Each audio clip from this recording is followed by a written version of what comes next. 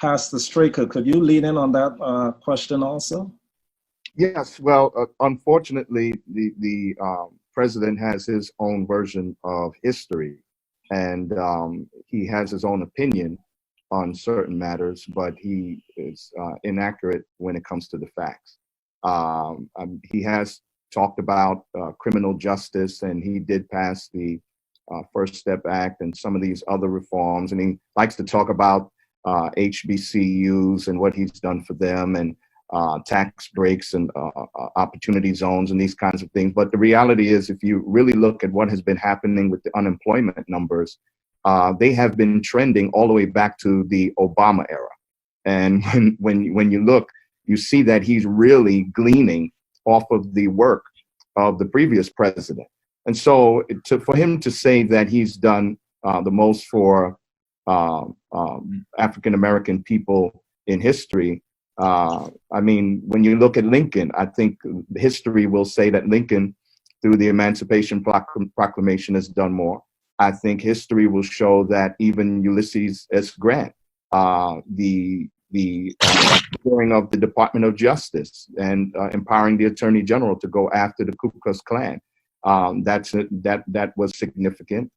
Harry Truman, the desegregation of the military.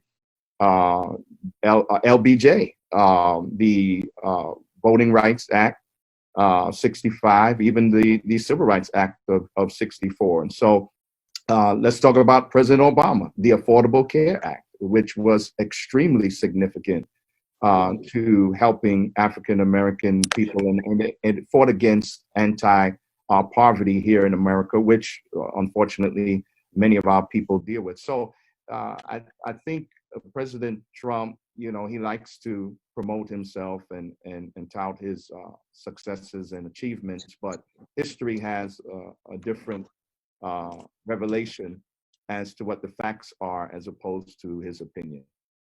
And Pastor and JR, if I can cut in really quickly, just in regards to your last question, JR, let's be very clear. There's something that we talk about in political science and as a communication professional, and it's called the Overton window.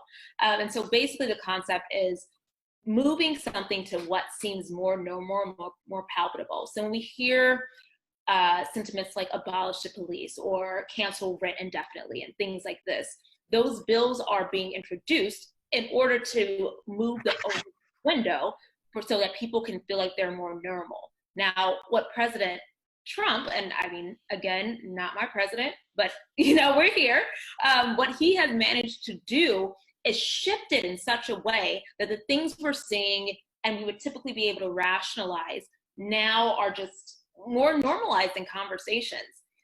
When he says things like, I've done more for the Black community than any other president has done, that's simply not true. But we're also used to him lying so much that now we're even having a really reasonable conversation about what he's done. No, he is a lunatic. That's just, I mean, there's no other way to cut that pie. And JR, you know me, I'm going to give it to you straight. But I'm like, you know, we can have conversations about what he has done, what he hasn't. At the end of the day, he really galvanized support around a lot of individuals who felt like Obama didn't do enough, that were very upset about the fact that we had a progressive change in this country. And he capitalized on that. He capitalized on that hatred. And now I'm not saying that everybody who voted for Donald Trump is X, Y, or Z. Not what I'm saying at all. What I am saying is that when we're talking about the president specifically, he's tried to shift things in a way that seem more normal than they are. And I, for one, refuse to debate anything as it relates to him or his candidacy because he should have never been elected. So I'm sorry, JR, I had to cut in there. I just was like... You know, Krysten, this is what this platform is about. Okay, we are here to, like I said, to inform the public and to keep things going forward. Whereas it opens up for us, Black and brown people, small businesses, and our community at large. Absolutely.